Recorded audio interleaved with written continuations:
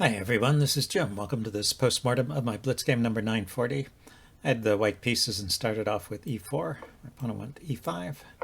Go knight f3, hoping to get a Ruy Lopez or some other similar system, but my opponent goes knight f6, the Petrov's defense or the Russian defense. So I take the pawn, which is the main move. He kicks my knight, and then there is this wacky piece sacrifice here you can try if you're interested. But I dropped my knight back, and he took on e4.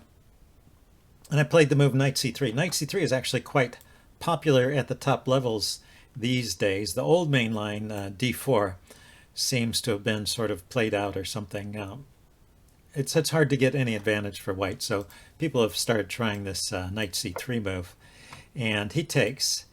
And after he takes, the normal way to take back, in fact, the only way in the database here, is to take back with the d-pawn. And just to show you what that looks like, this is the way they play it at the top levels these days. D takes c3, bishop e7. You could play bishop f4 or e3. Let's say bishop e3, knight to c6, queen d2. And you're set up to castle queenside here, and black can castle kingside.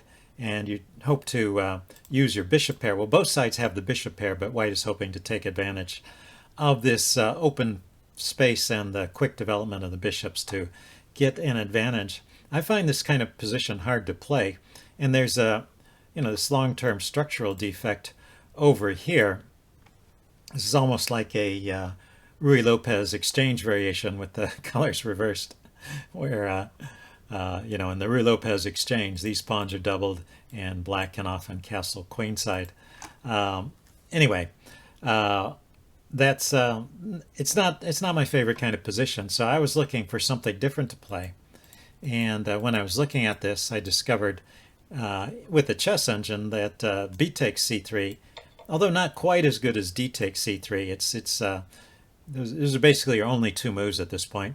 It still gives an advantage to white. So I thought, well, this would be a way to get your opponent out of the beaten track. And so I've taken to playing that move. I just thought I would mention that to you. When I find things like that, moves that aren't played but seem to be playable, then it's fun to learn them, and then you get into positions where hopefully you know a little bit more about what's going on than your opponent. Anyway, he continued with bishop e7. And I played d4. So this is my idea. I'm going to castle kingside. I'm not going for the queenside castling. I'm going to get my bishop here to a good square, and I'm going to try and assert that I have a little more space in the center. And well, black can get space in the center by pushing his d-pawn forward, but he will lose a tempo doing that because the pawn went to d3 and then to d6 and then to d5. But in fact, that is a good move. That's the way black should play this. Don't worry about the wasted tempo. You've got to get that stake in the center there. And let's see, I castled here. And then right here, black makes a slight inaccuracy. So the best way for black to play this is to go with c5. And if white plays a move like this bishop out, black can push on with c4. And then he's got these two pawns holding back these three pawns. And that's a good position for black. You don't want to allow that. So as white, you basically have two choices. You can either take here, or you can push the c-pawn forward and let black take. And both of those seem to be playable. I think this is probably the way I would like to play it. Give black an isolated pawn, and keep in mind that white has these pawn weaknesses. And still you have this edge in development in this position. So go play in this position with that edge and development and the open lines for your bishops. And it's about an even position. This c5 move really equalizes for black. That's probably why they don't play it at the top level. But anyway, I think it's quite playable. So he went with c6, and now white has some kind of edge here. Let's see. The chess engine prefers playing rook e1 first. Say rook e1, knight d7. And then c4, but I went with c4 immediately. I think that's okay. He goes knight d7 anyway. And here I should probably play that rook e1 move. Anyway, I took, he took. This is still okay. But then c4. This is the first questionable move from me. C4 is not really, it's just a little too soon. it's an idea here. Maybe I should just try and prepare it a little bit, get my pieces out. So yeah, that's chess engine once again wants to play with the rook e1, say knight to f6 and bishop to f4. Get all the pieces active, and then you have this idea of blowing up the center later with the c4 move. So try and do it at a time when it yields an advantage. This rook is coming to the b file. Pressure here, and of course, if black is not careful, you are set up for a kingside attack like this. But of course, there's no way to chase these pieces away, so black would have to play pretty badly for that to work out. But you can build up towards a kingside attack from this position. Anyway, so that's how to play it. I played with c4 here, so I was just pushing things, rushing things a little bit. He goes knight f6. He could have just taken, and it's probably better to take. He actually kind of lets me get away with something. So taking right away and leaving me with this isolated pawn. That's the way that that black ought to play this. Let's see. He went knight f6. And I developed my bishop. Went h6. I dropped back.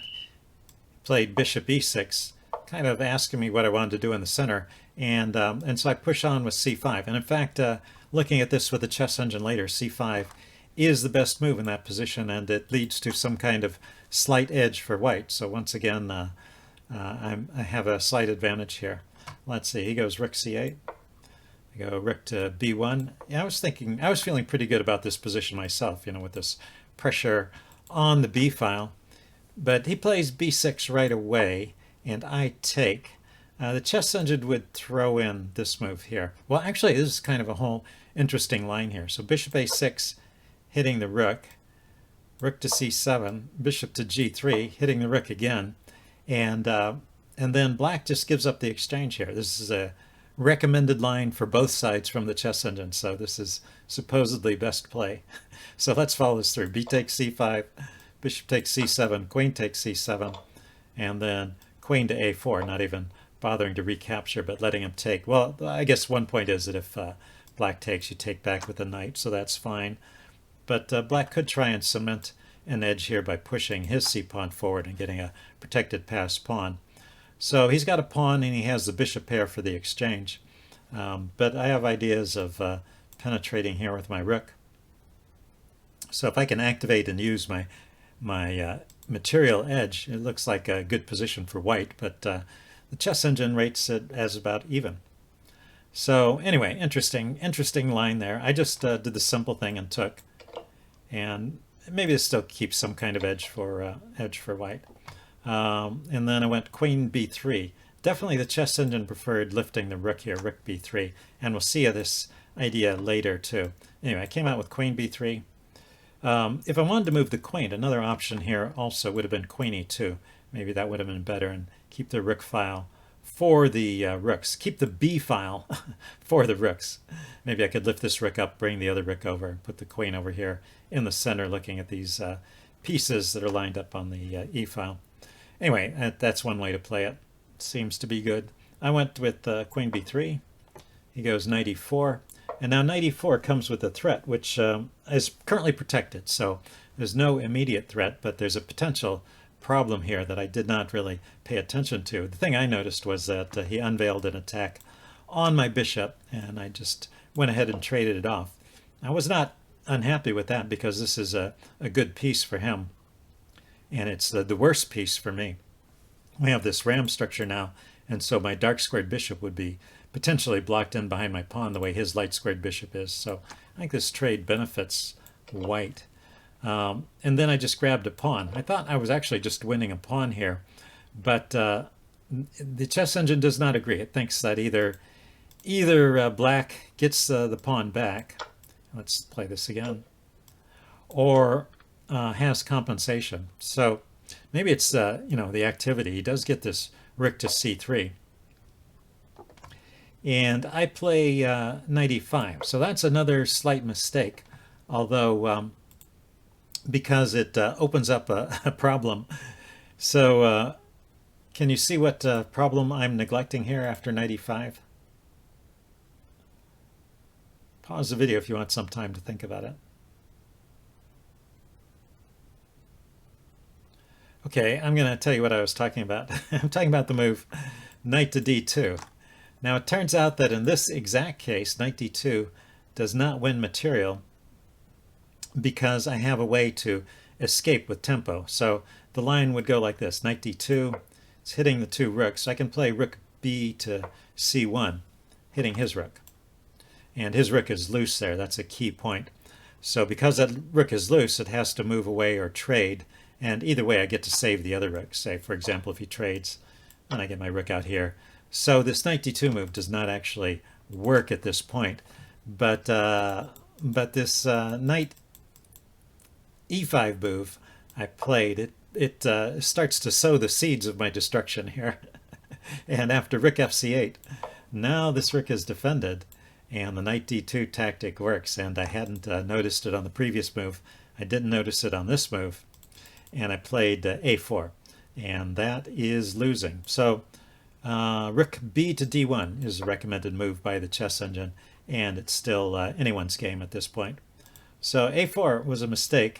I thought even after this exchange, losing the exchange, I thought I had decent compensation with the passed pawn, but the chess engine does not agree. It thinks I'm really just lost at this point.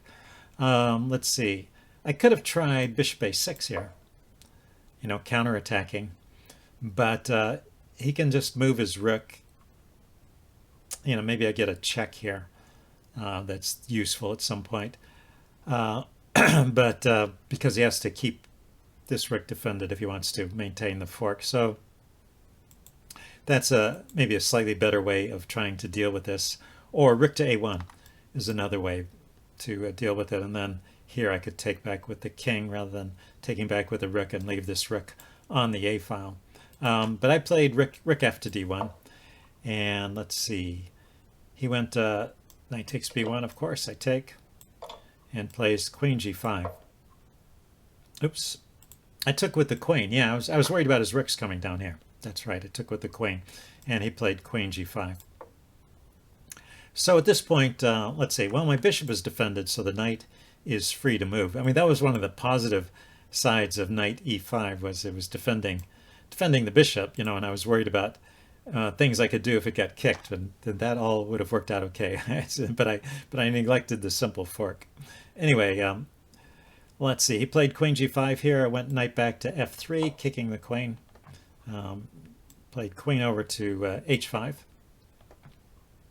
Go bishop e2. He went bishop to g4, so piling up on my knight there. I went h3, kicking it. I thought this was not doing too much for him. And maybe I get a little pressure on this pawn, but he's got it adequately defended. Gets his queen back here, and now I make my second big blunder. Let's see. I should play something like bishop g4 here, and this seems to lead to a position where black is better. I was kind of worried about the rooks coming to the back rank here, so I tried looking at this with the chess engine. Say he moves the rook here, and I play queen b8 check. That was a recommended move by the chess engine. King h7, and then queen to e8 was saying was a good move. And I said, well, what about this rook c1? Can't he cause some trouble here? Rook c1, by the way, is not the best move here, but so black has an advantage. Rook c1 also keeps an advantage, although it's not as strong. And there's this clever defense here. I thought this would just be losing, but queen takes f7. So rook takes d1 check. I have to take with the bishop. Rook back here pinning the bishop and seemingly winning it, but the queen comes to f3 defending it. And apparently everything is okay at this point. If the what happens if the queen comes in to attack the bishop?